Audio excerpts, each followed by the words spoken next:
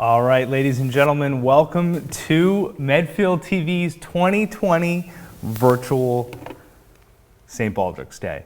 This is an absolutely awesome event for us. This was something that we weren't sure if it was going to happen. We had no idea, to be honest with you. If it's something that we were looking into 2020 going into this, we weren't sure what was going to happen. And so here we are now. We are in this virtual world. We are trying to reach across the country. We actually have an interview set up in California. We have people set up all across the state, all across the East Coast. We have people in Pennsylvania. There are so many people that have reached into this St. Baldrick's Day in order to shave their lovely locks for children's cancer. We're so excited for it. So thank you so much for joining us. We have an awesome, awesome broadcast for you today. I'm Brett Poirier. I'm the executive director here at Medfield TV. I'll be taking you through the whole event. It's going to include some pre-recorded interviews. We spoke to one of the St. Baldrick's board of directors. Can I just tell you, in 2008, when I started St. Baldrick's Day, if you told me that someday I'd be interviewing one of the board of directors for the organization, I would have laughed at you. This is amazing. This is the type of stuff that when you take lemons, you turn them into lemonade. We are now interviewing one of the board of directors for St. Baldrick's. Her name is Dr. Susan Cohen. She is absolutely a fantastic person. I cannot wait to introduce you to her. We met the 2020 ambassador for St. Baldrick's, one of the ambassadors for St. Baldrick's, Micah Bernstein, and his dad, Jeff. He is a fantastic kid. Cannot wait for you to meet him. He is coming up just after this. And we also have all of our shavees are lined up to talk to us. One of them in California is going to be live on this broadcast. We are going to do an interview in California with me at the same time. We are going to shave our heads. This is going to be absolutely fantastic. I see you in the Zoom meeting. I already see that we have people ready to go in the Zoom meeting. I am going to get to you right after we do this. We're going to go ahead and jump into our first interview with Micah. This is all about just being a 2020 ambassador, who Micah is, and here it is. Let's take a look. I'm a native San Diegan. Best place ever. I mean, it dips like below freezing, and by freezing I mean 60 in the winters. But still, my parents are both from Los Angeles, so. It gets a little colder in Massachusetts. A little bit, Yeah. a little bit. I can infer that from reading Magnus Chase. Yeah, you've read about it? I was diagnosed with neuroblastoma at 15 months old. I was in treatment for about 7 years. I am 6 years NED, and I've been off treatment for, has it been 2 years? What's NED? NED is no evidence of disease. And how old are you now? I am almost 10, and sadly, I won't be able to have a party for double digits. But Now, you have, that's because of, is that because of COVID that you can't have? Yeah. That's tough. That's not fun right now, is all this stuff. That's across the East Coast. We're experiencing that here too. So yeah, it's tough. I was supposed to have a sleepover with my friends in May. That never happened. Yeah, and kind of rough for everybody. Now, Micah, you're a ambassador. You're the 2020 ambassador for St. Baldrick's. So, well, one of them. One of them. So, can you tell me what that means? What is that? Well, from what I understand, my parents might be able to tell you better, but from what I understand, the ambassador basically spreads awareness and tries to increase funding for St. Baldrick's, which is supporting, which is a childhood cancer research funding organization. It's really awesome. And so part of that too is participating in what normally would be in-person head shaving events. So to the extent we could have, we would have been going to events here in Southern California most likely. But maybe one of the benefits of COVID is because everything is going virtual, we can participate in events like this in Massachusetts or anywhere else. I mean, even if COVID hadn't happened, we probably would have been doing this via Zoom anyway. Right, exactly. Jeff, it looks like you're currently shaved right now. Did you just participate in a virtual event? No, unfortunately, I didn't just participate in a virtual event, but I kind of gave up fighting nature. So this is my look most of the year. Although I've started doing it in reverse. So what'll happen is I'll grow my hair back in the beginning of the year, and then kind of be ready to shave something off in the spring when we normally do the event we participate here in San Diego. Yeah, and no matter how many times I tell him that he should enjoy his hair while he still has it, he shaves it off. There's not as much left as I would like. Still sound. True. Now, Jeff, reading his ambassador profile, one of the things that I thought was great that you put in there was that Micah knows that he had cancer. He knows that it's a big part of his identity, but it's not his whole identity. Can you tell me why that was so important for you to have that in there? I think it was important because clearly, I mean, a large part of his life has been centered around cancer or the effects of cancer. Can ask if you can let me in. Or being familiar with hospitals, being comfortable in hospitals. Yeah. However, that's not all there is to him, and I think it does anybody a disservice to just have them defined by one thing. So we wanted to be clear that while Micah is a cancer survivor and a St. Baldrick's ambassador, he's also an avid reader and has an active imagination and has a book club. Is on a swim team. COVID notwithstanding, loves to be able to hang out with his friends. All the things that go along with being an almost 10-year-old. Yeah, but like cancer really is a big part of my identity. Like, like my lymphedema, that's like huge. My sort of terribleness at sports. Dude, you've seen me play soccer. I've also seen your mom and I and our athletic ability, and maybe some of that's genetics, not related to cancer. But if this interview had been in a couple weeks, I would be wearing my glasses. Oh, you're getting glasses? Mm-hmm. You excited about that? Cool. They have like sparkly. They have like these wintergreen frames in the front, like around the eyes, with like little inlaid sparkles, and the arms are like tortoiseshell, but not in the typical like brown and amber. It's like blue and purple and greenish, and all just like flowing, not like just taking up. They're like really cool. They have like really sparkly. Those they have like awesome. these wintergreen frames in the front, like around the eyes. You know, I was like going to ask this question at the end, and the arms but are I like saw that you consider everyone a friend until proven otherwise. Like, I'm sure I'm experiencing that currently right now. Is that something you actively do? Do you just assume that everyone's a friend of yours? Just like flowing, not innocent until proven guilty. They have like really sparkly. They have like these wintergreen. We are back. I am so excited to introduce this next person coming to us via Zoom. We're actually going to be talking through our Zoom meetings now, and we are introducing one of my shavees, Maeve. Thank you so much for joining us. Are you there? Yeah. I'm here. This is awesome. Thank you. So you are already shaved and bald and beautiful, which everyone's going to see your video at the end of the broadcast, which I loved your video. It was fantastic. Via Zoom. We're actually going to be talking through our Zoom meetings now, and we are introducing one of my shavees, Maeve. What was it like for you to shave your head? Thank you so much for joining us. Are you there? I'm assuming you've ever done before. No, I'm here. This is awesome. Thank you. So you are already I was a little bit nervous. Bald and beautiful, which everyone's going to see. I didn't really know what to expect. Which I love. And it was also weird being online because like I wasn't really with anyone. I was like kind of just alone at on our porch. Sorry, I was just getting like 17 different voices everywhere. That's my fault. Okay. I apologize for that. No, don't worry about it. Please continue. Sorry about that. Continue. Okay. Yeah, it was. Just give me one moment.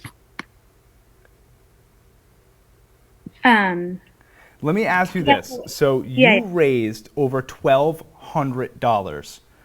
Over yeah. $1,200. Was that, when you started doing this, was that an amount of money you thought possible to raise? Did you think you were going to raise that much? No, I didn't. I actually only thought I would raise $500. Because that was my goal, and I think thanks to all my donors and everybody who was like really, really awesome and helping like share my page and everything, and they really helped me like triple that amount, which was really awesome. That was absolutely unbelievable. And now you looks like you had a lot of support there on the porch with you. You had your mom, your dad even edited the video too. There was fantastic editing. That was a whole family effort. That was fantastic. Yeah, yeah, I did. I had my sister and my parents there, and it was really fun to have them. We had a good time, and there was like some neighbors who saw me doing it. And now So, let me ask you this. Now, how did you get involved in St. Baldrick's? What drove you to do this? What was your inspiration? Why shave your head? um, my friends did it. Like I had these two really close family friends. They did it, and it was really inspiring. And then I was looking into it. I wanted to do it for like a couple of years, but I wasn't really allowed to. So I just kept on researching it, and it was really cool. And yeah, these people, they inspired me, and also just from researching what like St. Baldrick's, it's just such a cool cause. It's awesome. Well, thank you so much for joining us. Thank you so much for doing this. This was amazing. $1,200 is no small feat.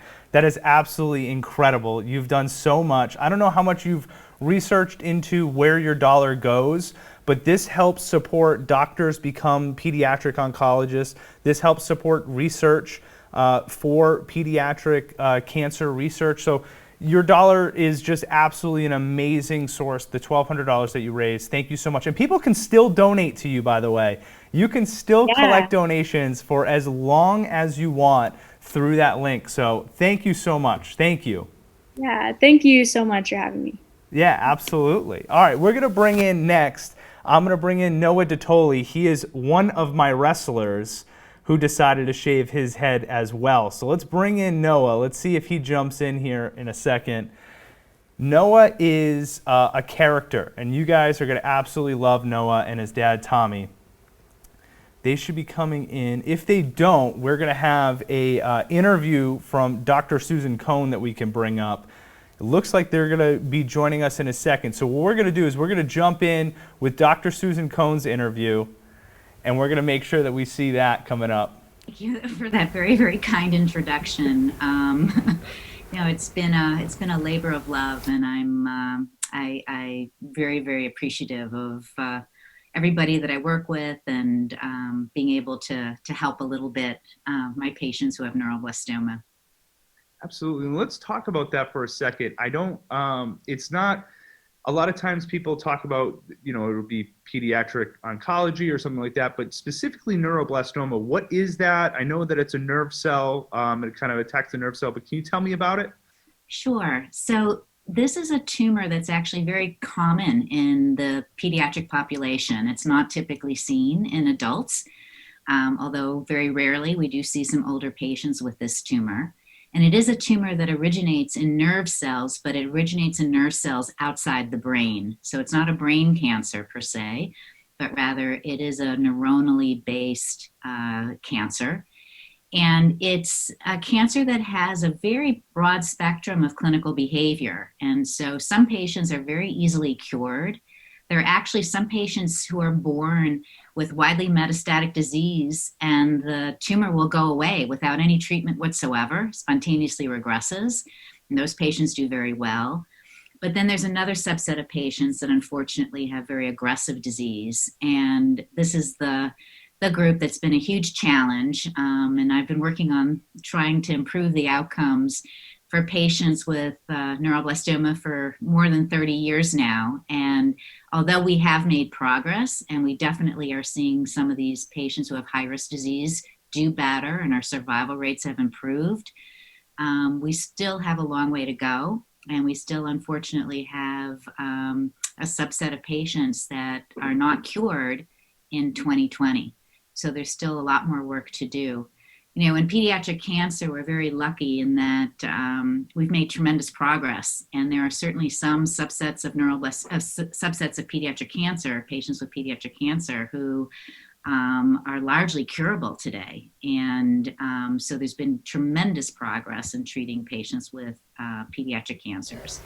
But there are these subsets of patients, neuroblastoma, high-risk neuroblastoma being one, and certain brain tumors being another, and high-risk metastatic sarcoma being another, where we just have not made as much progress as we have in some of the other cancers, such as, for example, acute lymphoblastic leukemia. And so work still needs to be done. And although I'm very, very happy that we have made these improvements during my career, largely because of research that's been done and cooperative clinical trials and all sorts of laboratory-based studies, we still have a ways to go. What made you get into this career? What was something that drove you? And obviously you seem very driven by the need that there is. What made you get into pediatric oncology? So when I completed my training as a pediatric resident, I had the opportunity as a resident to take care of patients who had cancer. And this was a long time ago, where we certainly don't have the treatments that we have now. We did not have then. And I would see many, many, many of my patients receive what was considered standard of care treatment at the time and not do well. And I particularly, I remember it very well, even though it was so long ago, but I took care of a little girl whose name was Emily. And Emily she was 4 years old. She was so precocious. She was just a delight to be with. And I loved taking care of her. And she always brought a smile to my face and just was just full of joy and just a very special little girl. And she just really tugged at my heartstrings. And we gave her what was then the best therapy we had for high-risk neuroblastoma, and she didn't survive. And it was at that point that I realized that although we have treatment that was curing some of our patients, particularly some of our patients with leukemia, we didn't have treatment that was curing other patients with cancer. And I decided at that point in time that that's what I wanted to do. I wanted to learn how to better take care of patients, pediatric patients who had cancer. And as part of my job, I wanted to also see if I could figure out how to develop treatments that would be more effective than what we had available at the time. So it's really because of Emily that I made the decision that I made. So, ladies and gentlemen, obviously everything's going crazy right now. Right now, as we're looking at it, we just lost internet here at the studio, so we lost a little bit of that. But we are back in. I am allowing in our good friend, Noah Detoli, who should be joining us in a second. Noah, how are you, my friend? Hello. He is a pro now. You must be a pro at Zoom meetings because of school. So how are you, buddy? This took forever to do. It took forever. Still not a pro yet. That's awesome. But listen, how do you feel? A little lighter at the top. I don't know. It feels weird. I think you had the fastest dollar to time ratio. You joined the St. Baldrick's event a little late, right? You joined it like last week, but you have well over $600 raised. That was a fantastic feat. How did you accomplish that? How did you do it? I don't know. I guess I have a lot of I have a lot of cousins and stuff and like family. A lot of cousins, lot of family, and you just hit that donation button. Just let them know that they can always donate. They can still give as they want. How is the shaving process? Did you like going through that? It was weird. It was weird, but yeah, I liked it. It wasn't too bad. Tell them who cut it. My mom cut it too. Did mom do a good job for you? Well, on my ears, like right behind here, there was like long strands of just hair left over because he didn't get behind the ears too good. Now, how do you feel now that you're donating to children's cancer? Why did you do this? Why was this something that you felt like you wanted to be a part of? I did this because, first of all, my grandma and my great-grandma, so my mom's mom and my dad's grandma, they both died from cancer, and then my aunt died from cancer too. So I felt like I didn't want any other people that have family with cancer to die from it. That's fantastic. And obviously, like I said, your dollar's going towards cancer research and all sorts of things that can help cure cancer and help people that are currently going through it. They're finding better ways to service them. We're actually, Micah is one of the beneficiaries of St. Baldrick's Day, and we'll learn a little bit about that going forward. But is your dad, is Tommy in the room as well? Is he sitting there as well? He's looking sharp as well. We saw him in that. How are you? I am well. Thank you for having us. Absolutely. This is a team effort for the whole family. You guys all got involved. I was happy to participate and get to help with a good cause and thank you for doing it, Brett, and putting it on. Absolutely. It's important. I always think that the Kryptonite team, it's great for the kids to learn to give back. So I always love, every time I do this, one of my Kryptonite wrestlers joins and one of my Kryptonite wrestlers gets to learn a little bit about giving back and doing something good for people. So it's an awesome way to do it. But thank you guys so much for doing this. Thank you so much for joining with us. And we're going to continue on with the broadcast. But keep up the great work, and thank you. Thank you. Yeah, we missed you this year, buddy. We miss seeing you. Well, we'll see. Hopefully, we'll see you soon. We will see. We'll hopefully see you soon. All right. Yeah. I'm going to admit one more person here into our live broadcast. I'm so excited about this one. Susan, how are you? I'm well. How are you? This is fantastic. I have to tell you, I am so excited about this. This is from my very first St. Baldrick's Day. What? Oh. Oh. Okay. Are you there? Or are we?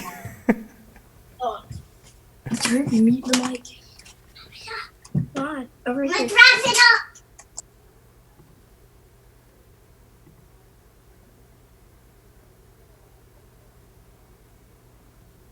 Oh, it looks like we got. How's that? Oh, good. How are you, Susan? I am well. How are you? Very good. What was it like? So I'm sorry, you're Maeve's mom.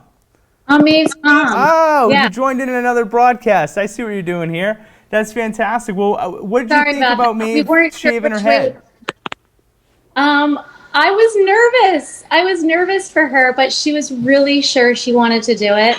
She has such a good heart, and she wanted to help kids with cancer, and she was willing to do it, so I wanted to help her. Well, that's fantastic. It was. It's awesome to see how much money she raised. How did that feel as a parent, seeing your daughter raise that much money? Oh, I was so proud of her, and her total has gone up even since you last talked to her. I think it's like $1,800 now, and her friends and family are still giving, and yeah, we feel really blessed with people's generosity. Now, how did you hear about us here in Medfield, Mass? We were running an event. You guys are out in Pennsylvania. Yeah, Maeve found you. She was determined. She wanted to do this. She was signed up for some live events prior to the coronavirus shutdown. And then when they got canceled, she was on a mission to find you. Well, that's fantastic. That's fantastic. You did a great job, by the way. She looks awesome. Mom did a great job cutting that hair. That was the machine. It wasn't really any skill on my part. Maeve's got a good canvas to work with. Yeah. Spoken like a true barber. It's a canvas that's up there. That's great. But listen, thank you so much for joining this broadcast, and thank you so much for donating. And obviously, you guys are going to surpass $2,000 by the end of this. This is fantastic. Absolutely unbelievable. That would be nice. And it sounds like that gets kids into clinical trials and some quality of life care. So it's really exciting. Absolutely. I love it. It's been fantastic. So we're going to jump into our next interview that we have lined up. But thank you so much for everything that you guys did. Thank you so much for joining and being a part of this. It's been fantastic seeing your work. Well, So thank you. It's a great cause. Thank you. Absolutely. So what we're going to do now is we're going to queue up our next interview with Micah. Micah was a fantastic interview to have. He was someone I absolutely loved learning from and loved talking to. So we're going to queue up the next interview with him and see what he has to say. I like it. Now, Jeff, I'm at that age where a lot of my friends, my family, myself, All right. are starting to have kids, starting to go through that now. I'm seeing a lot of my Please one of my do. friends That's just fine. had babies. So it's, Ooh, you know, yeah, exactly. It's the highest of highs. You know, it's one of the most exciting things that can happen in your life. Right. And then for your family, it was 15 short months later.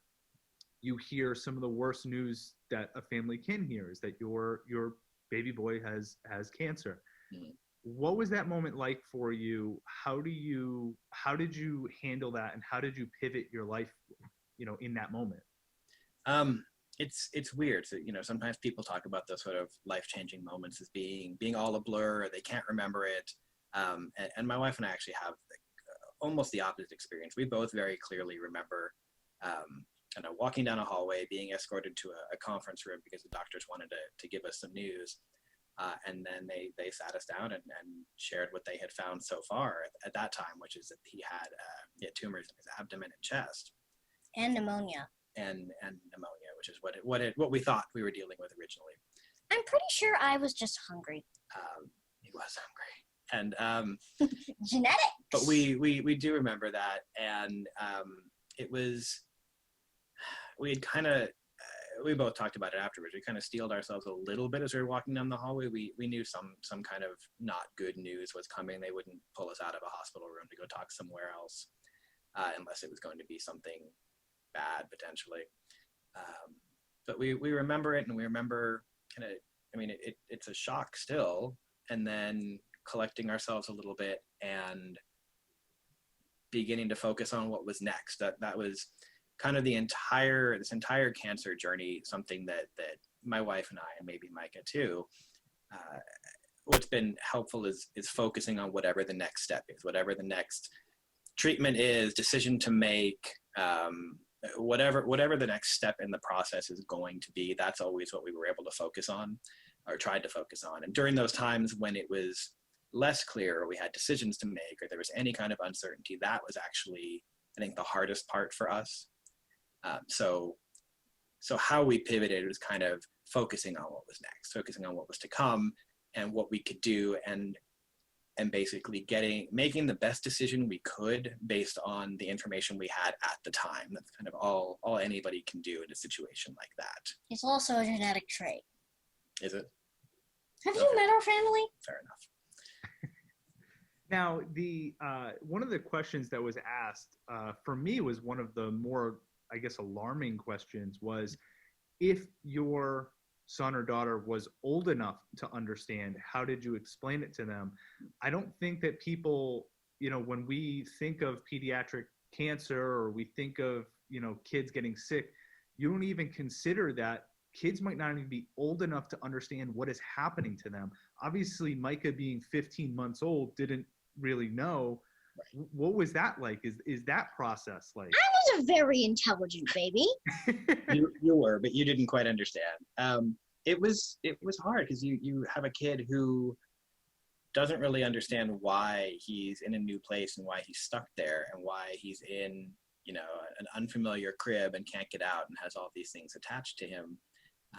And the best we could really do was just kind of talk him through it, kind of not narrate his life, but kind of narrate his life, explain, you know, why he was meeting these new friends, and that maybe he wasn't feeling so well, or that, you know, we needed to get some help fixing something that was going wrong inside his body, and encouraging him to, if he could, to tell us when he wasn't feeling so well. You know, at 15 months old, it's not always so easy to describe what you're feeling. Yeah, because crying could mean, I'm hungry. Yeah. Or I need to pee. It can mean a lot of it. So it was, yeah, we couldn't really explain it to him the same way we can explain it to him now, certainly, but we did what we could. You know, explaining he wasn't feeling well. We were trying to get him help to make his body work better and to hopefully make him feel better. Yeah, and I know it's sort of weird, but I sort of owe cancer the fact that I'm one of the smartest people I know, because it gave me a lot of time to like learn stuff from my parents. Like, even like for normal kids, they would still be able to do that, but the years would go by a lot quicker. For me, it was just, okay, I'm getting an injection today. Then 2 weeks later, hey, is the injection tomorrow? You did have to learn some things that a lot of kids, a lot of adults for that matter, don't really have to know. learn. Yeah, one of the things that always amazes me is when talking to any kid that has gone through this is they're as knowledgeable about what they're going through as anyone else. And, Micah, it seems like science certainly is one of your favorite subjects. It's one of the things that, I read about you is that you're a bit of a scientist yourself. Do you think that helped you, that passion in science helped you kind of learn about what was going on with you? Well, really, I think the cancer was what gave me my passion for science, although really it was probably more genetic. Maybe. Because, I mean, my family, we all like to learn. Yeah. But, like, because of cancer, I have my eyes set on either an actor, a writer, or a pediatric oncologist. That's awesome. We just talked to one of the board members of St. Baldrick's. Her name's Dr. Susan Cohen, and she was actually talking about being able to bring on different pediatric oncologists through the fellowship program, things like that. But I asked her what got her into pediatric oncology, and she said that it was one of her early patients and that they inspired her to become a pediatric oncologist because of how they were treated, or how, the way that they interacted, the two of them. Micah, you could be becoming an inspiration as a St. Baldrick's ambassador to others that want to become pediatric oncologists themselves. What do you think about that you could be paving the way for more doctors and more people to be helping more people?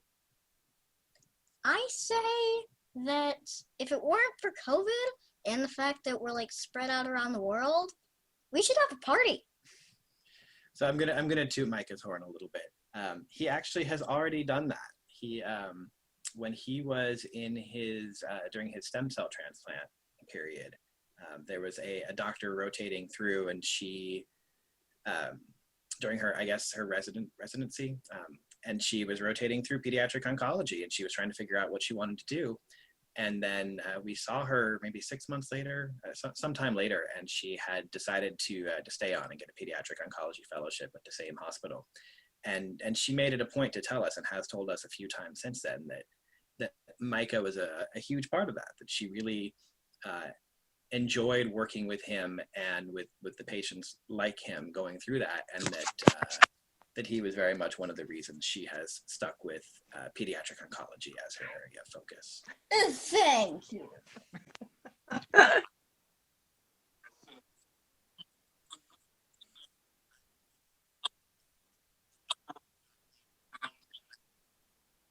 Sorry, I keep forgetting to turn my mic on. So Micah is such a character. I love that kid so much. He's such a little character. He's awesome. So again, I'm just going to direct you right now. It's stbaldricks.org/events/medfieldtv 2020. That's where you can go to donate. You can still give money today. But I have someone very special, someone very near and dear to my heart that I want to introduce to everybody. Grace, thank you so much for joining this broadcast. I am so excited that I get to talk to you today. Yeah, thanks for having me here. Yeah, this is just awesome. Grace was one of my ambassadors for my event at Attleboro Farms, but you went on to bigger and better things from there. You actually did a lot of work for children's cancer. Can you tell me about, or tell our viewers about the STAR Act that you helped out with? Yeah, it's the STAR Act. It's for it's now a law. We got it passed into a law. It's to get more funding for childhood cancer research, finding the cure. And now, when were you when you found out that you had cancer? And do you mind me asking what kind of cancer you had? I was 5. I had medulloblastoma. I don't remember. I couldn't tell you a lot about the actual day and time because I was so little.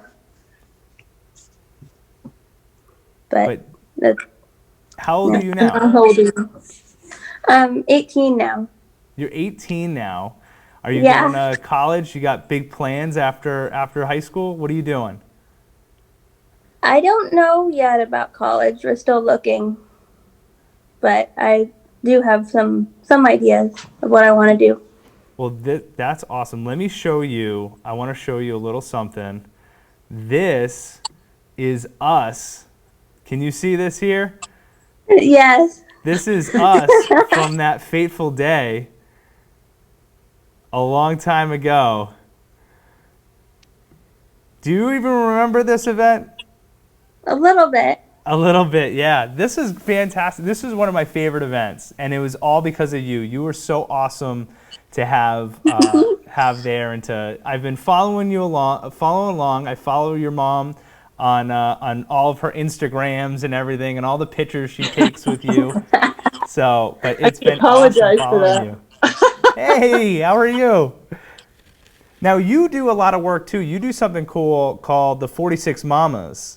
Can you tell me a little bit about the 46 Mamas as well? Yes, the 46 Mamas started, we started talking about our plans in 2009. So we've had 10 years of events, and it's all moms, and we're all moms of kids who've had cancer, and we get together somewhere in the country and we shave our heads. And so I've shaved mine 8 times. I took a break 2 of the years, and we've raised $2.2 million for childhood cancer research in St. Baldrick's. So with the combined events, and it's been a really incredible thing to be part of. I'm so glad you're doing this because I miss seeing people, and I miss the events. They're fun. They absolutely are. There's some of the most fun events that I've ever been a part of. To see all the people there, they're all there for a good reason. Everyone's raising money. It's just they're so awesome. I can't wait till hopefully next year. Maybe next year we can do one where everyone's around. We'll see. But this was awesome. Can you tell me about Grace as a mom, to see the work that she's done, to see the things that she's accomplished? Can you tell me a little bit about Grace? I'm so proud of Grace. You know, this diagnosis, as the other people in your broadcast have said, it just changes everything. And she was only 5. She was starting kindergarten and got diagnosed with a brain tumor.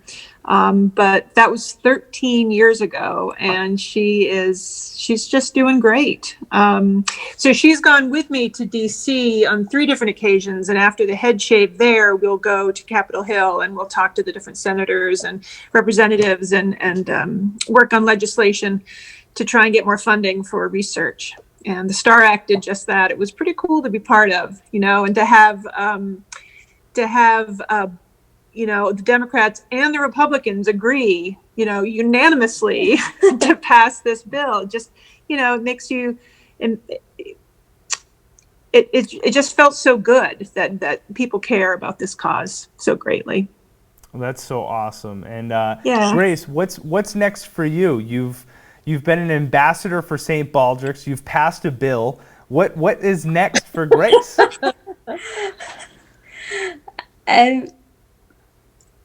Yes, I'm not really. There's so many things that have already happened.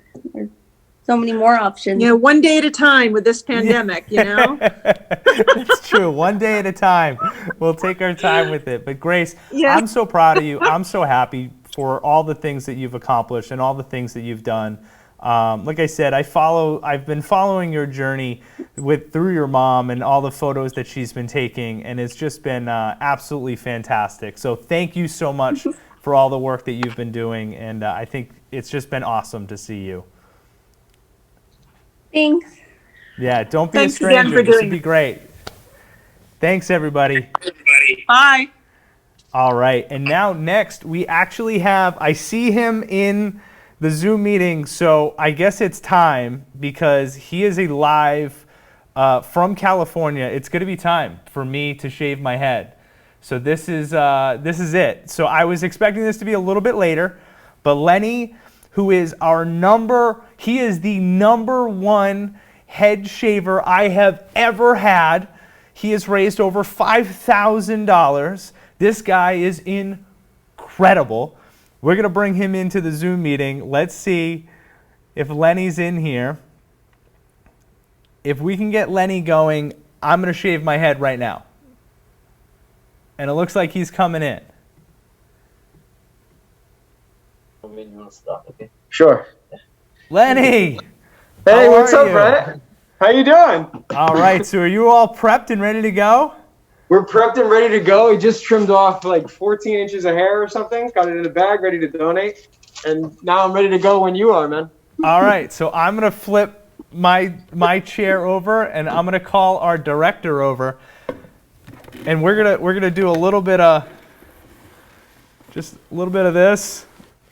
Oh, nice. I know.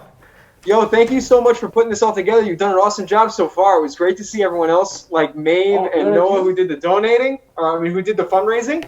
They raised so much money. It was awesome. Oh, thank you so really much. cool. How did you raise all your money? How did you do it? $5,000 is insane. Totally. I mean, people were telling me that it was kind of a big goal to go for, but I'm just like, all my friends and family were just super generous. Like my mom and dad were like hounding people for me. They were helping me out. My uncles, my cousin, some of my friends that I talked, like everybody was just super generous. I just feel like I lucked out. I don't know. And that's so awesome. Let me actually get I'm thinking about it. I should get my mask on so that we're... Sorry. I'm so sorry, Audrey. I've exposed her. But this is absolutely fantastic. Introduce your barber. This is my barber. This is Audrey Enzer. She's our chief editor here at the studio. Who's your barber? Nice to meet you. My name is Iggy. This is I'm from Iggy. San Francisco, yeah. All We're right. over in San Francisco right now, yeah. Yeah, this is awesome. Are you from San Fran? No, I'm from Connecticut, but I live in Boston. That's how I found you guys. That's just awesome. visiting All right. for the time being. Let's get this show on the road. Cool. I don't know if we're still going to be able to talk once we get going. Are you trying to figure this out? Yeah. Right there. And that's it. Yeah, that's we'll fine. go. All right. Let's go. Yeah, just go straight down the middle. Oh. Nice. I know right now my fiance is cringing. She was not terribly excited about me shaving. I'm just gonna do the. Oh, my family was always making fun of me for having really, really long hair. So I'm sure some people are really happy to see it go. Yeah, you had really long hair, right? Yours is like 14 inches, right? Yeah, it was something crazy. It was just, I guess, 3-ish years of of not having had to get a haircut. So that was perfect. After 35 years. Oh, no. Are you guys both doing the same thing to us? Can you turn? I think everyone's got the same idea when you have to shave your head.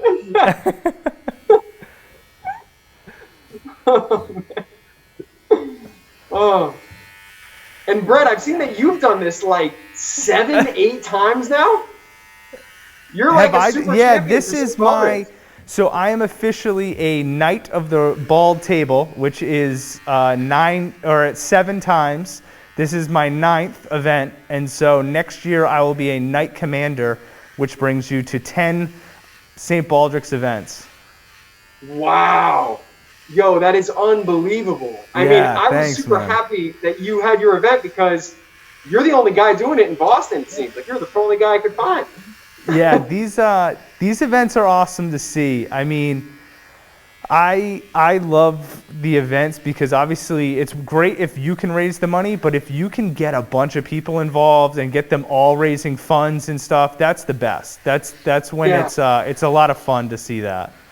Absolutely. What maybe you talked about this earlier, but what initially got you on with St. Baldrick's? Like, what initially drew you to the foundation? Yeah, my one of my friends actually brought me to it. His name's Ryan Brusso. I'll show a picture actually. I went through my Facebook page and I actually saw the original photo of me at my very first St. Baldrick's Day. Did you just break that? It's no longer working. No. What do you mean it's no longer working? But my friend Ryan brought me to one, and that was the very first event, and since then I've just been hooked. Wow, it's an amazing thing that you do. I mean, it's one thing to be able to raise some money and shave your head, but to actually put on the event and coordinate some people is even better. And you've made a really cool event out of it, even despite our situation right now. I know, so, it's pretty crazy. I saw a lot of the things that were going on with St. Baldrick's. I had actually, it was only like a month ago, I had called them and was like, hey, like, are you guys doing events? Like, what's going on? And they put me right in contact with my coach, who's Ada. She was in our test video. We interviewed her. And when we talked, she was like, St. Baldrick's has lost $12.8 million this year because they haven't been able to do events. They're like, would you please consider doing one? And then that's when I kind of conceived this whole idea of doing a partial Zoom meeting, partial pre-recorded, partial live. And so we were able to do it. I mean, being a TV studio and having a staff like Audrey who's willing to shave your head and do everything else, it's awesome.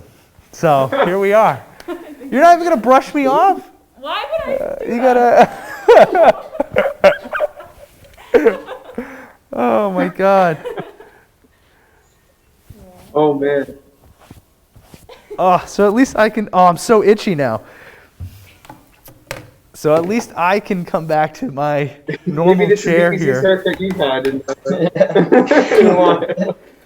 No, I'm a much bigger pain in the ass. Oh. People are going to have to deal with the fact that I now have hair all over me. Yeah. I'm just going to brush my don't mind me, I'm just going to brush my shoulders off here. Good, thank you. Just feeling it. So let me see if I can actually I can take this off now. I look good. I like the beard and the no hair. The beard and the bald look is good. I was actually going to say this. If by the end of the broadcast we raised another $100, I would shave my beard off. And if by the end of the broadcast we raise another $150, I'll leave the mustache. There we go.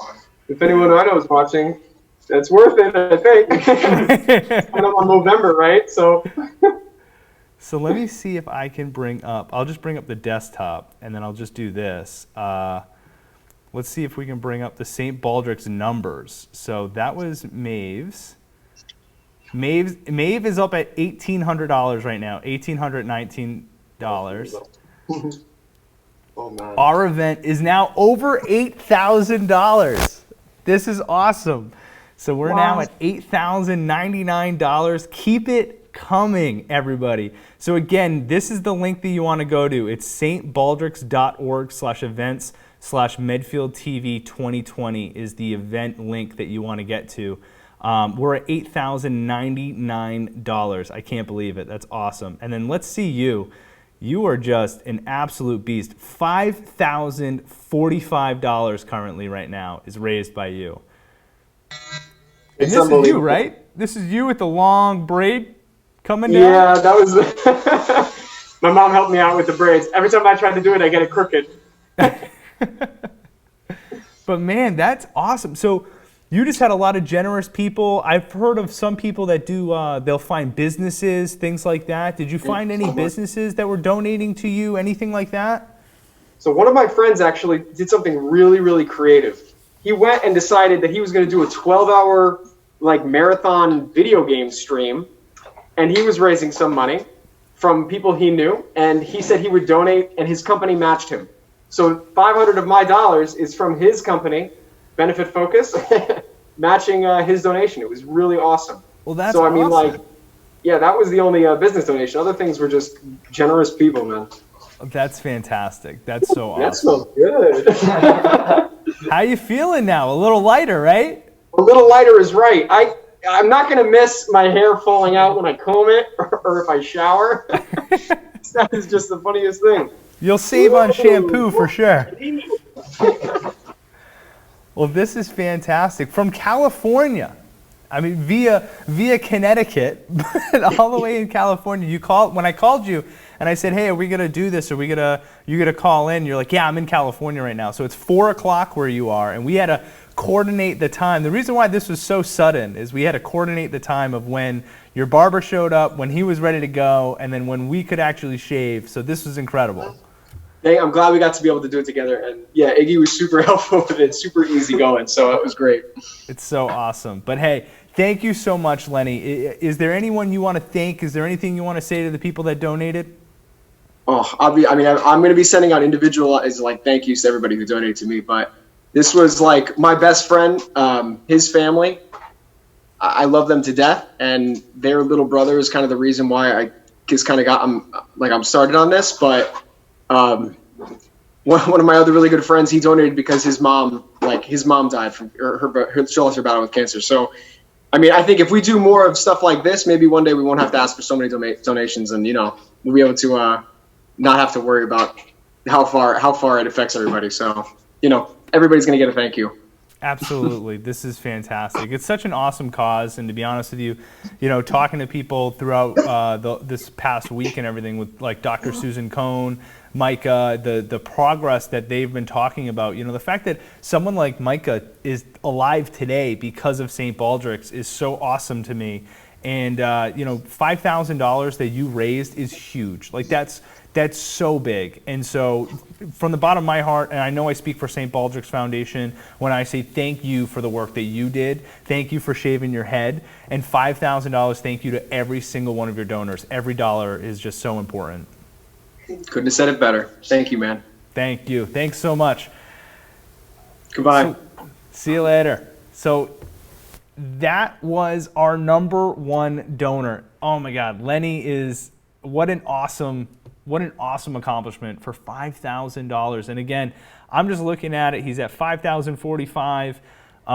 It's by far the most I've ever seen anyone raise individually for St. Baldrick's. I'm so proud that it's a part of one of my events. The fact that Medfield TV can raise that type of money is just fantastic. $8,000 raised here. I'm going to bring it up again. $8,099 right now for St. Baldrick. So thank you so much for everyone who donated. We are going to bring up a couple more of the interviews. I do want to bring up this one here. It's Dr. Susan Cohen. It's my 3rd interview with her, and it's why St. Baldrick's Foundation is important. What are the types of progress that St. Baldrick's actually does, and what are the things that your dollar goes towards? So we're going to bring up that interview right now.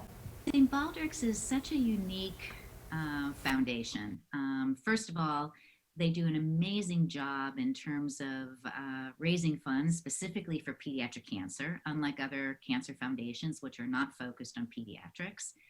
And secondly, they really put an emphasis on funding folks in training, like fellows, and providing opportunities for fellows who are just learning how to become a pediatric oncologist and to get their foot into research. You need some resources for that, as well as young investigators, as well as other types of very, very important studies that have truly advanced outcome for patients with cancer, pediatric patients with cancer.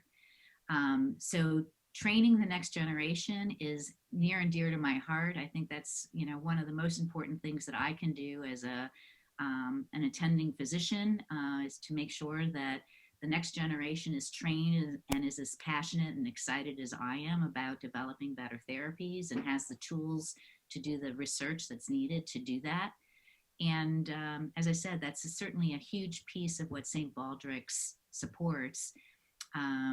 I myself have been very fortunate in that I have received grants from St. Baldrick's for some of my own work, and I've had junior colleagues as well as fellows that I've worked with who have also successfully obtained some grants from St. Baldrick's. And I've seen personally, as well as with my colleagues, how absolutely transformative these grants can be in terms of not only the careers of these physicians that receive the grants, but also in terms of moving the field forward in terms of understanding more about the biology of the tumors, understanding more about potential new targets that we can develop drugs for, and then also actually improving the outcome for children with cancer.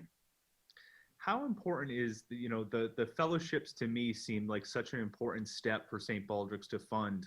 How important is that for an oncologist to choose the path of going specifically pediatric and to be able to have those oncologists ready as pediatric oncologists? How important is that? Oh, it's so important. During your fellowship, you're learning how to take care of patients with cancer. But we also want to make sure that the fellows we train also learn about how to do research so they can continue to improve outcome. And we don't just stay where we're at today. As I said, we're very proud of where we've come. We're very proud of seeing the survivor curves continue to increase in many, many different types of pediatric cancers. But we don't want to stop because we're not curing everyone. And the patients that we're curing, unfortunately, we're seeing that there's some very untoward health problems related to their treatment. So we absolutely need to develop more effective therapy that will cure more kids. And we also want to identify therapies that hopefully won't be quite so toxic and our survivors don't have all the health problems that we're beginning to see many of them have. You hear about what research is, and if I go to research something, I go on my computer and I Google it. But when you talk about research for oncologists or looking for the cure of something, what does that look like? I guess in my mind, what does research actually mean? What am I funding when I donate to St. Baldrick's Day? Yeah, so research has many, many, many different forms.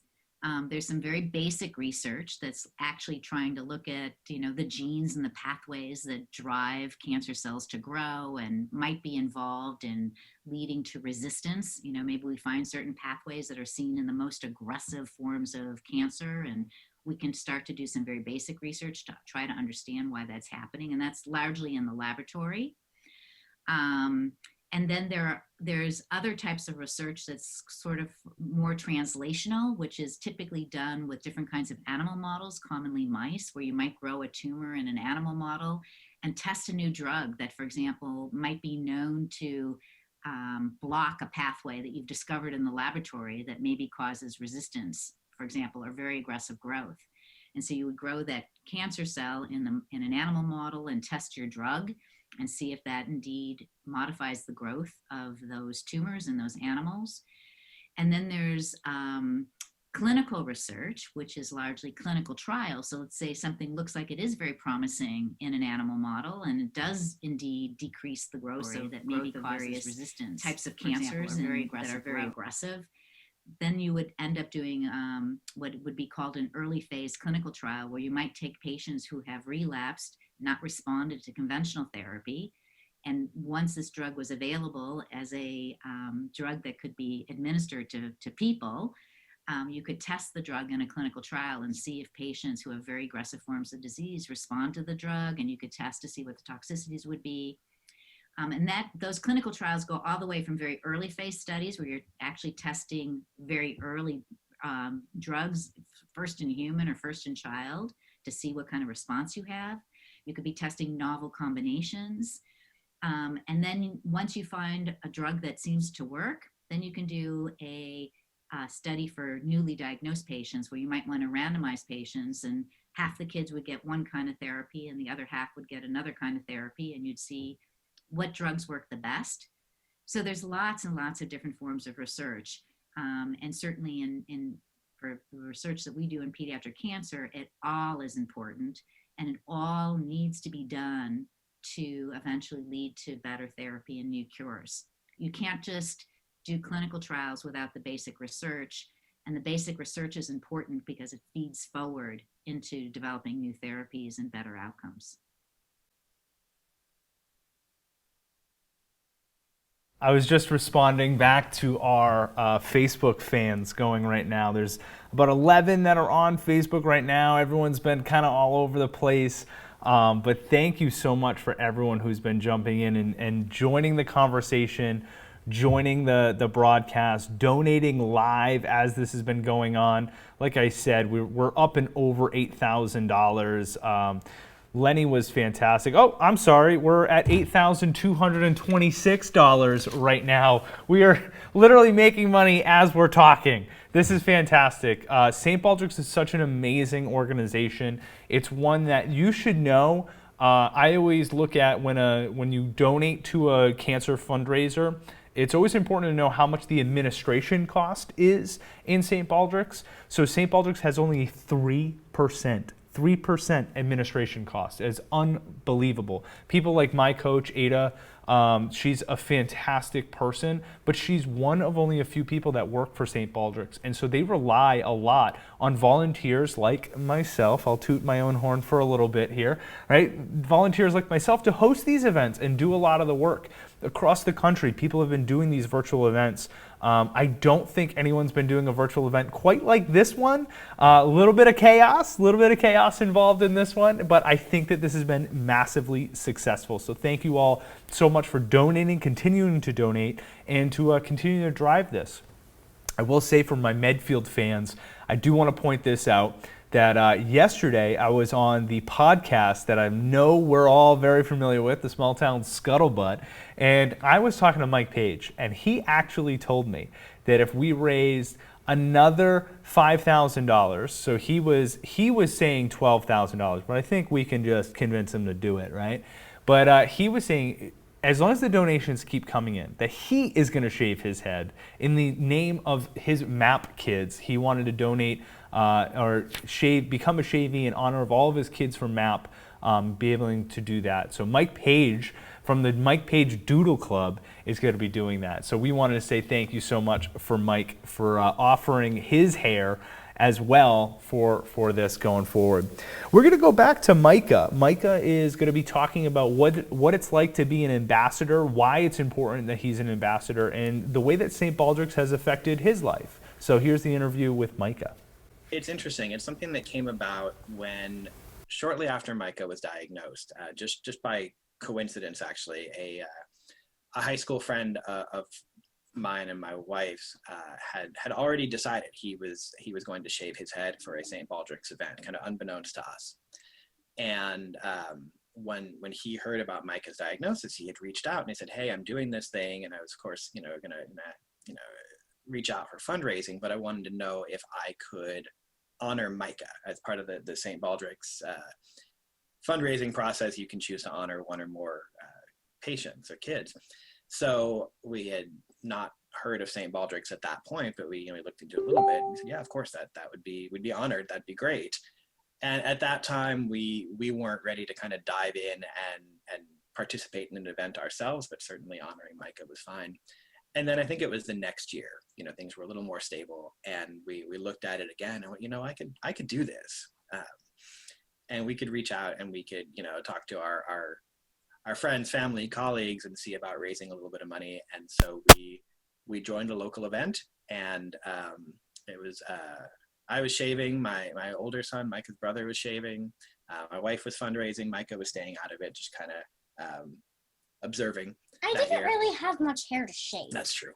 But, in fact, my dad and my brother have recently become Knights of the Bald Table, which is for 7 years of, was it shaving or fundraising? 7 years of participating in some way. So, yeah, this was our 7th year, but we thought it was a great idea to be able to raise money and in my case, shave my head and participate in helping to support whatever the best possible research for pediatric cancer could be through the St. Baldrick's Foundation. Yeah.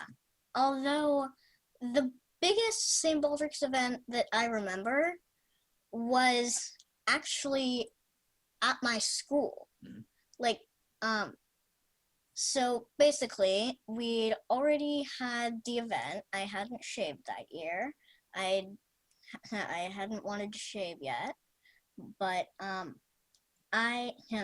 basically my dad told my kindergarten teacher that the shave was over, but we were still doing some fundraising, and somehow we ended up with a St. Baldrick's event at the school. Well, you're leaving out an important part.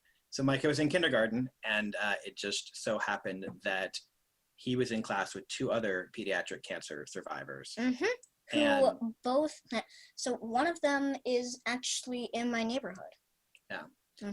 So we had talked to his teacher and mentioned that we were doing this, and if there was any way to kind of squeeze some fundraising into class activity, that'd be great.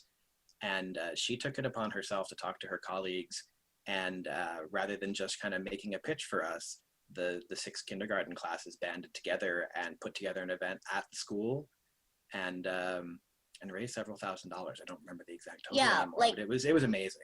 Like, everyone was there. Like, that was the first year I shaved, and it was me and Brooks and Avery and Caleb. Well, there were a lot of people. No, Avery didn't shave, but other Micah. Like, there are 4 Micahs just in my grade.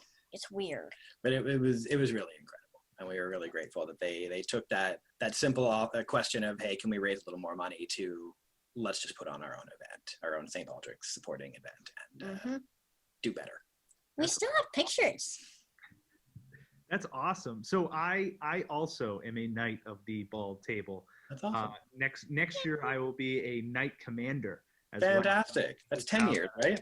Yeah, that's 10. So next year will be my 10th year in St. Baldrick. So it's been something that I've absolutely loved. One of the questions I get all the time is, why do you shave your head? If you're not going to donate it, what's the purpose? So I actually felt like the best thing I could do is to ask Micah, what do you think when someone shaves their head? What does that mean for you? Like, for me? So like if I shave my head, what does that mean for you?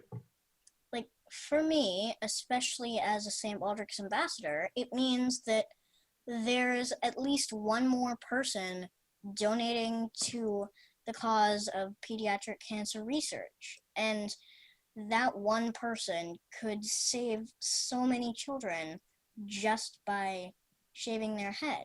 It's awesome, really.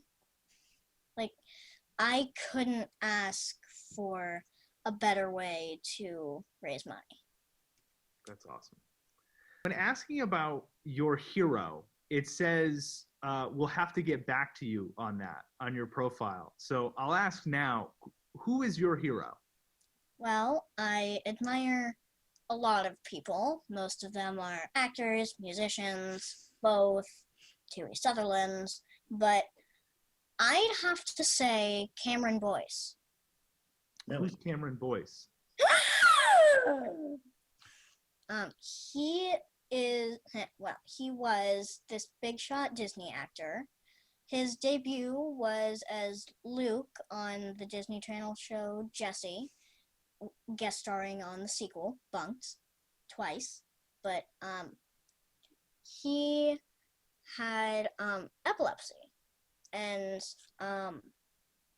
he still became an athlete, and he was one of the most famous Disney actors that I know of. I mean, it's awesome, really.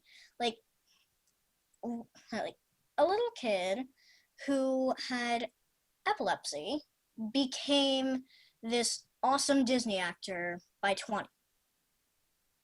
I mean, it's so cool. Like, really. Now, you growing up, it says that you want to be some kind of, some sort of doctor, is what it said. And you kind of alluded a little bit to some of the things that you might want to do when you grow up. But I also saw that you're a bit of an avid singer as well, and your brother Asher plays guitar. So is maybe like a duo family band going to come out as well? Are you guys? Okay, I really shouldn't have started laughing, but but do you have any siblings? Because if you do, then you should know that 2 brothers, especially when one is a teenager and the other gets a lot of attention, we do not get along well at all. Also, like, whenever I'm singing, like, to the Google Home, he barges into my room and starts yelling at me to shut up. Now, that sounds like a pretty normal brother relationship.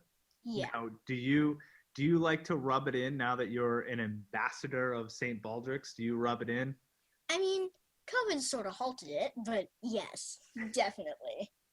Also, it's totally a good way to go from that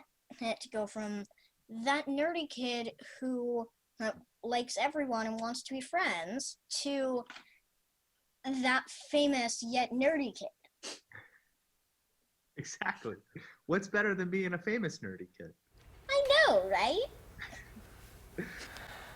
All right, so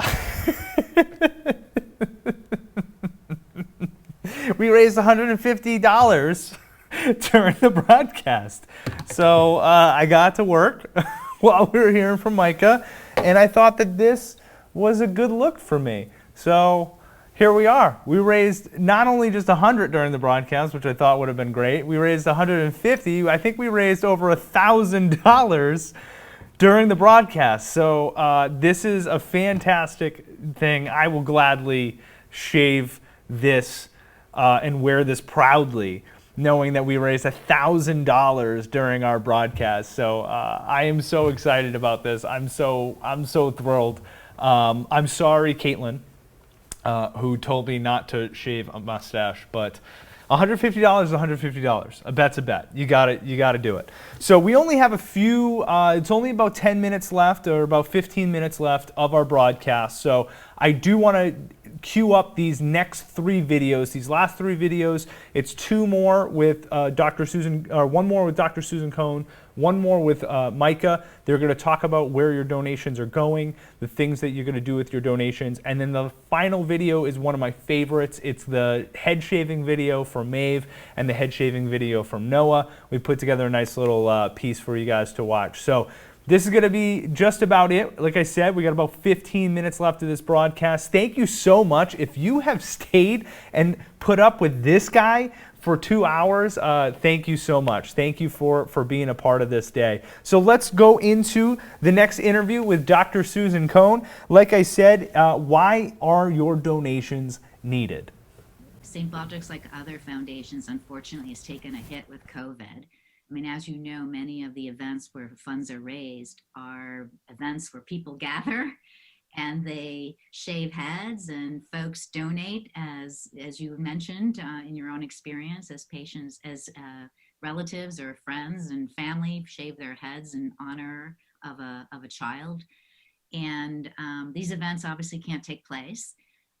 There certainly have been opportunities for some virtual events that have occurred.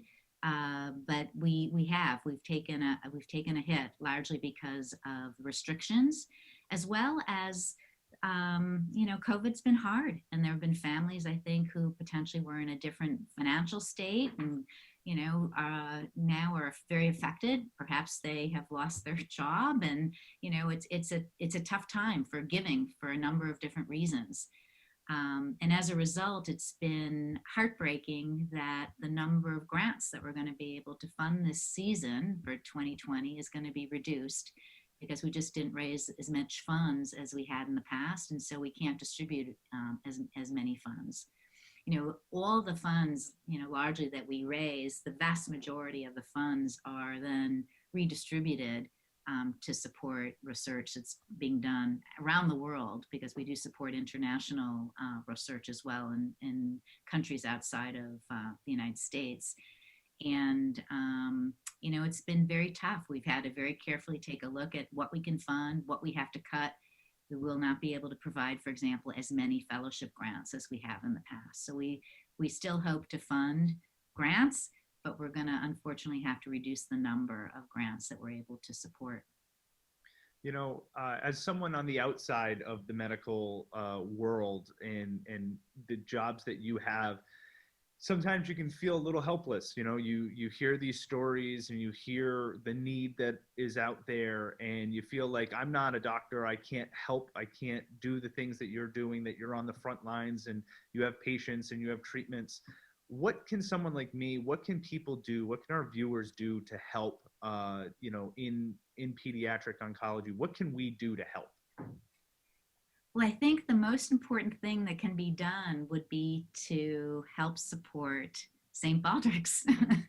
And it's very easy to donate. You can do it online. If you have the time and effort and want to do a virtual event, we would love to help you with that. We can certainly do that.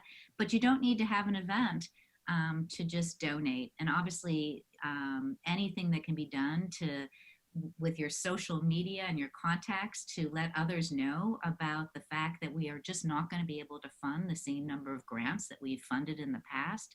And there are all sorts of fellows and physicians and scientists who want to continue their research, but without funding, it's going to come to a halt and certainly going to slow down.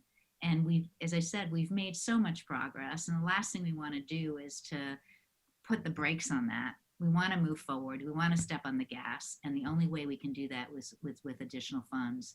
And so I would encourage your viewers to consider going to the St. Baldrick's website, press the donate button and donate. And, small amounts add up. If we can get lots and lots of folks to donate a small amount of money, it adds up. And that's typically how we fund our research. Certainly, if you have the wealth that you can provide a larger gift, we take larger gifts too. We'll take any size gift, but don't feel that a small gift isn't worthwhile, because it really is, because that's how we, all these events that we have are all relatively small donations that add up and adds up to a big number. And then we might be able to fund another fellow, or we might be able to fund another scientist and provide funding for them to carry on their research for another year. And hopefully, a year from now, we'll be in a different situation and COVID will be under more control, and we'll be able to go back to some of our own fundraising activities that we've done in the past. But there's lots of opportunities to donate, and it's such an important thing to do. Let's be honest here, you don't want to see this mug any more than you have to at this point. So we're going to jump right into Micah's final interview, and then we have the head shaving event that everyone's waiting for. Both Maeve and Noah shaving their heads at the end of this bad boy. So can't wait for that. So let's jump right in to Micah's interview, why St. Baldrick's is so important to him. Donating to St. Baldrick's, or participating in any way, supporting St. Baldrick's is supporting their mission, which is to fund the best possible pediatric cancer research anywhere in the world. And it has a direct effect. St. Baldrick's was a significant funder of a drug called Unituxin, which was sort of a central component of two parts of Micah's treatment. You're welcome, America. So sometimes I was a lab rat. When somebody asks, where does the money go? What does it do? How do I see it benefit? Well, he's one of the benefits. He's one of the beneficiaries. He's here because of an innovative drug that was partially funded by the money raised by St. Baldrick's. Mm-hmm. So it was quite painful, but it worked. And it's among the safer treatments for his kind of cancer, neuroblastoma, which is also really important. That we're working on safer, more effective treatments that are not quite as harsh as chemotherapy. Yeah, like most treatments for cancers in general is radiation. Like, I have multiple scans whenever I go up to Los Angeles for not a holiday or family thing. It's weird, but and really annoying, because I can't be near my 1-year-old cousin. True. There are some downsides to it, but but we really do appreciate everybody who in any way participates in, donates to, supports the St. Baldrick's mission, and every day we get to see a kid who benefited from those donations of time or money or support. Mm-hmm.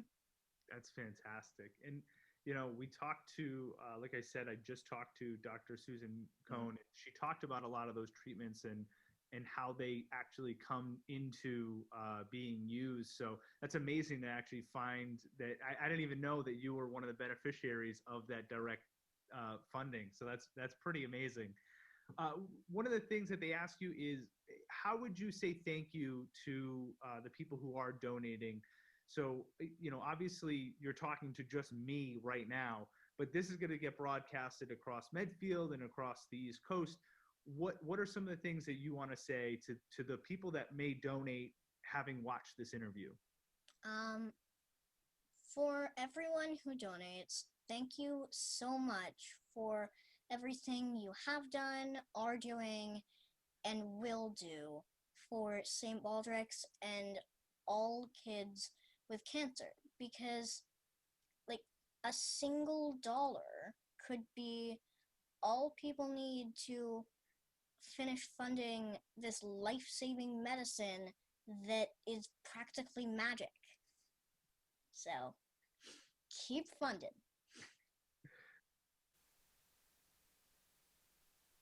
I was just feeling up my new beard.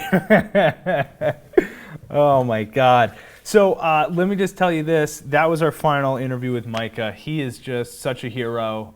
Dr. Susan Cohen is also, I mean, what an inspiration she is to be doing the work that she's doing. 2016 Pediatric Oncologist of the Year. She does fantastic work. To hear her story about Emily and how that drove her all the way to where she's at now, being the board member at St. Baldrick's, and just all the great work that she's been doing. That's just a fantastic, fantastic story. Micah also, I didn't know prior to interviewing him that St. Baldrick's was a direct influence in his life, and the fact that the money that we've donated here actually helped save his life. I didn't know that going into the interview. That was a fantastic part of the story that I got to hear through that. So I hope you guys enjoyed the interviews. I hope that everyone enjoyed what we have. We have a head shaving. I'm going to try to get you out of here. The head shaving takes a couple minutes, so all we want to do is get you out of here so that everyone can watch episode 2 of The Bachelorette. We know that you're all looking at the clock. I get it. Trust me, I understand. So what we're going to do is we're going to kick off this head shaving, the final video, and then you're going to see this mug one more time. And when you do, I'm just going to be saying goodbye, giving you an updated number on the fantastic money that you raised. So let's see this head shaving. Here's that video right now. How do you feel, maybe? A little bit nervous, but I'm really excited. Yeah? You sure you want to do this? Yeah. All right. You're afraid. I want to help kids with cancer. You have a good heart. And you have beautiful hair. Hi everybody. I'm about to shave my head. Thank you, donors. I really appreciate all of your help and support. I'm really excited to do this. Thank you, St. Baldrick's. And I've almost tripled my goal. So I really appreciate everybody for helping chip in and for helping this really cool cause. Yeah, so this is virtual, so we're just gonna take a video that we're gonna then send in. So thank you. Here we go, I guess. Ready? I'm nervous. First ponytail. So exciting. I'm kind of worried you're gonna cut my head. I'm so excited.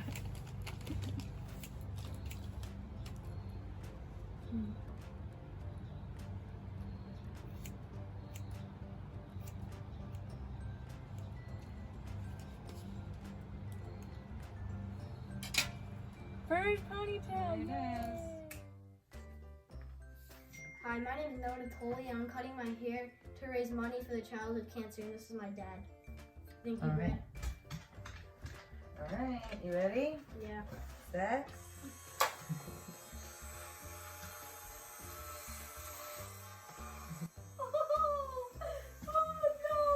Hi.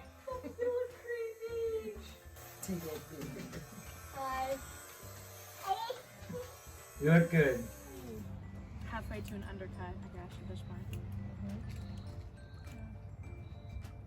Set. Ponytail number 2. So I guess we're officially at an undercut. Officially.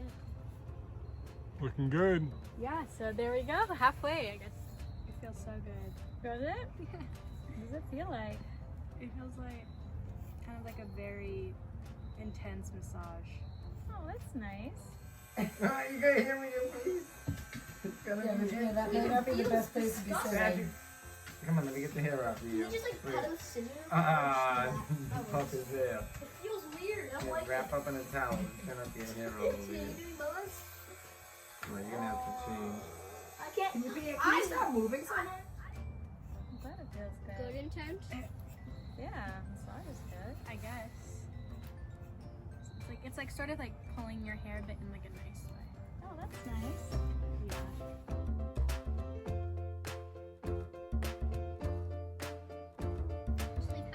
Leave one more. One more.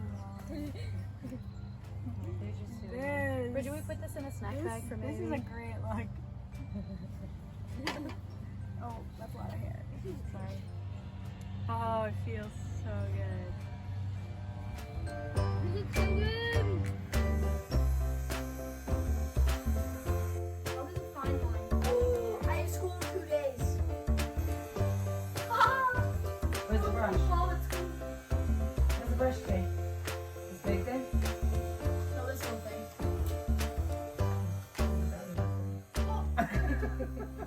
Stop Joe Dirt. I know.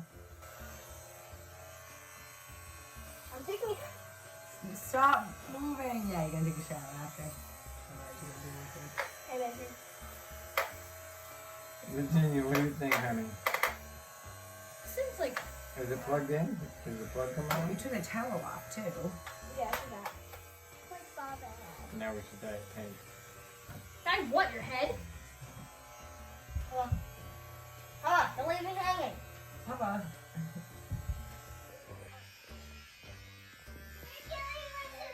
Hey, baby.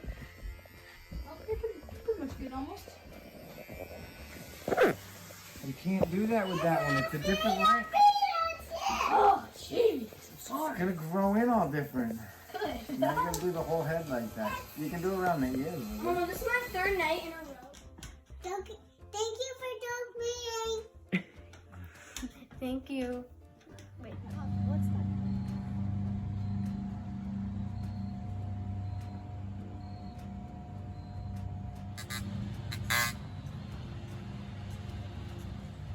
I don't think there's anything else I can do.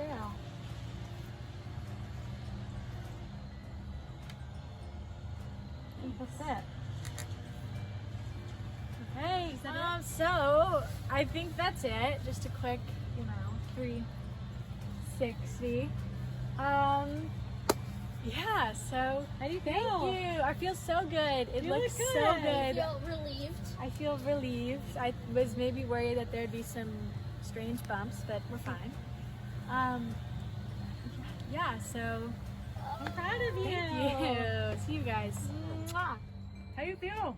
So awesome. It's so cool. And it's like the best feeling ever. It's like I just can't stop doing this. And it's so cool. It's really great. It looks good too. You like how it looks? I like how it looks, yeah.